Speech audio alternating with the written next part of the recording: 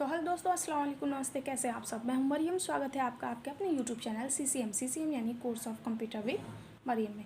तो चलिए शुरू करते हैं कंप्यूटर के किसी एक टॉपिक पर शॉर्ट वीडियो। आज हम जानेंगे crop, resize, rotate and flip commands के बारे में। ठीक है, तो चलिए शुरू करते हैं। सबसे पहले यहाँ पे आपका आ जाता है क्रॉप कमांड। क्रॉप कमांड का काम क्या होता है? किसी भी इमेज या फोटोज़ को आप उसके साइज़ को कम ज़्यादा करना चाहते हैं तो आप यहाँ पे क्रॉप कमांड का यूज़ कर सकते हैं, या किसी फ़ोटो को आप काटना चाहते हैं तो आप क्रॉप कमांड का यूज़ कर सकते हैं। ठीक है, तो कैसे करेंगे?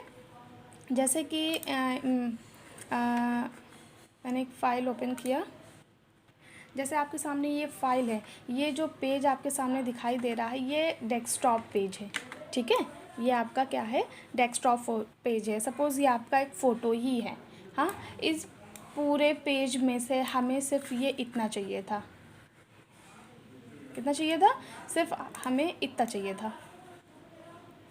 तो अब हम क्या करेंगे इसके लिए? यहाँ पर आप यहाँ पे क्रॉप कमांड का यूज़ करिएगा। उससे पहले हमें कितना चाहिए हमें यहाँ पे सिलेक्ट टूल की हेल्प से सिलेक्ट करना होगा। ठीक है, फ्री फ्रॉम सिलेक्ट टूल आप ले सकते हैं या आप ये भी ले सकते हैं।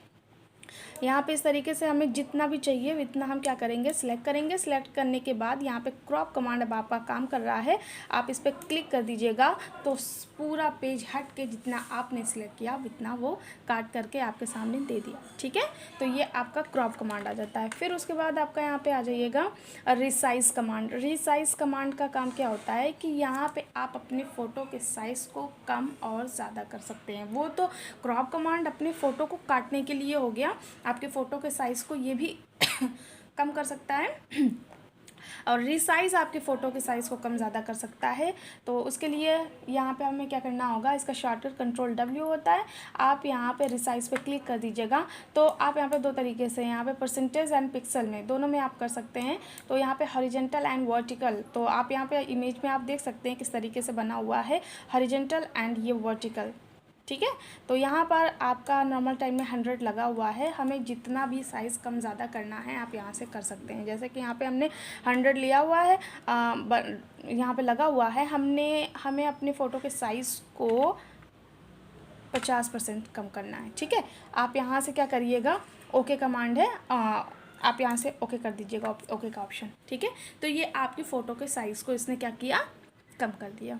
क्रॉप कमांड आपकी फ़ोटो को काट सकता है एंड रिसाइज आपके फ़ोटो को जो है साइज़ को कम कर सकता है। ठीक है, अब इसे जैसा था वैसा करने के लिए हमें क्या करना होगा? आप यहाँ सोच रहे होंगे कि लाओ हम 100 कर दे फिर से, तो यहाँ पे ऑलरेडी 100 पे होगा। इसे जैसा था वैसा करने के लिए उसी टाइम हमें Ctrl+Z का यूज़ करना होगा। फिर उसके बाद आपका यहाँ पे आ जाइएगा, हम हॉरिजॉन्टल में करते हैं तो ये वर्टिकल में ऑटोमेटिक अपने आप लग जाता है। यहाँ पे आ जाता है स्क्यू। वही आप अपने तिरछा अपने फ़ोटो के स्टाइल को अगर आप तिरछा करना चाहते हैं, घुमाना चाहते हैं या रोटेट करना चाहते हैं तो उसके लिए हमें क्या करना होगा? यहाँ पे आप दे दीजिएगा, जैसे मैंने यहाँ पे दे दिया 50 ही दे दिया और यहाँ से मैंने क्या किया? ओके कर दिया। तो ये आपके फ़ोटो की साइज स्टाइल जो होगी वो स्क्यू हो जाएगी, यानी तिरछे की तरफ खिंच जाएगी आपकी। ठीक है, Ctrl+Z जैसा था वैसा करने के लिए। ठीक है, तो यहाँ पे रिसाइज से क्या होता है? अपने पेज को छोटा बड़ा कर सकते हैं। एंड यहाँ पर रिसाइज़ के अंदर स्क्यू, अगर आपने जो साइज़ अपने फ़ोटो का छोटा कम किया हुआ है, अगर आपको उसे तिरछा वगैरह करना है तो आप स्क्यू कर सकते हैं। आप यहाँ पे देख सकते हैं इमेज में कैसा बना हुआ है। तो यहाँ पे मैं 25 कर दिया और यहाँ से हमने ओके कर दिया, तो ये आपका उतनी डिग्री ही रोटेट हो गया। ठीक है, फिर उसके बाद आपका यहाँ पे आ जाइएगा रिसाइज़ में, दोनों में अगर हम करेंगे तो वो इक्वली काम करेगा। तो रिसाइज एंड स्क्यू समझ में आया?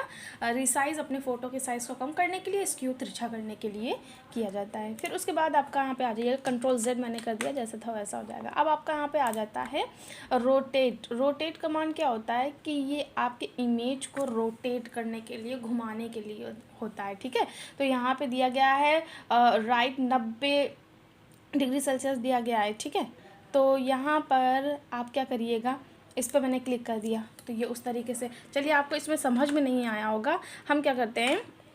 एक इमेज बना लेते हैं।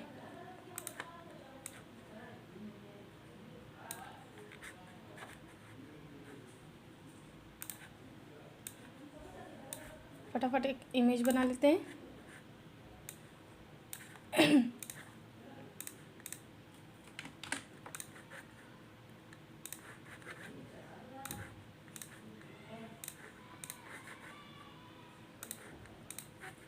तो जैसे यहाँ पे आ जाइएगा, ये मैंने इतना सिलेक्ट कर दिया, ठीक है। ये आप इमेज में भी कर सकते हैं, अपने फ़ोटो में भी कर सकते हैं। अब आप यहाँ पे आइएगा, तो जितना मैंने सिलेक्ट किया हुआ है आप यहाँ पे रोटेट पे आइएगा, 90 डिग्री पे आइएगा, तो ये आपका वर्टिकल में रोटेट हो जाएगा।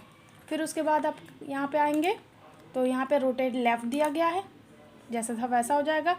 यानी अगर हम दोबारा लेफ़्ट करेंगे तो इस तरीके से होगा, फिर दोबारा लेफ़्ट करेंगे तो इस तरीके से, यानी चारों तरफ आपका घूमता रहेगा, ठीक है।